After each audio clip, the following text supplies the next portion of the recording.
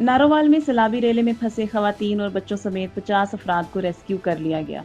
भारत की जानिब से पानी छोड़े जाने और मुसलसल बारिशों के बाद दरियाए रावी, चनाब और सुतलिज भी भर गए।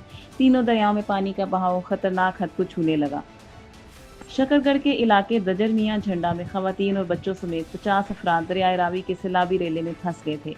मुतासरीन ने मदद की अपील करते हुए कहा था कि वो दरियाए रावी के किनारे एक दीवार पर तना लिए हुए हैं। पानी की लहरें उनको छू रही हैं, जबकि एमपीए अहमद इकबाल लहरी भी रिलीफ कैंप में मौजूद थे। ताहम शकरगढ़ में दजर मियां झंडा में फंसे 50 अफराद को रेस्क्यू कर लिया गया।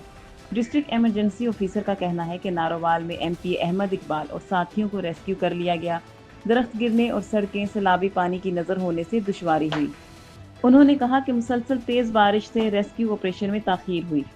वाज़ेह रहे कि सियालकोट में 24 घंटों में 355 मिलीमीटर बारिश बरस गई, जिसकी वजह से सड़कें नदी नालों में बदल गईं। कई फुट पानी खड़ा हो गया। इधर नाला डेक में इंतहाई ऊंचे दर्जे का सैलाब है और चहूर के मुकाम पर शगाफ पड़ गया, जिसकी वजह से मुतादिद देहात ज़ेर-ए-आब आ गए। मुतासरा देहातों से लोगों को महफूज मकामात पर मुंतकिल करने का सिलसिला जारी है।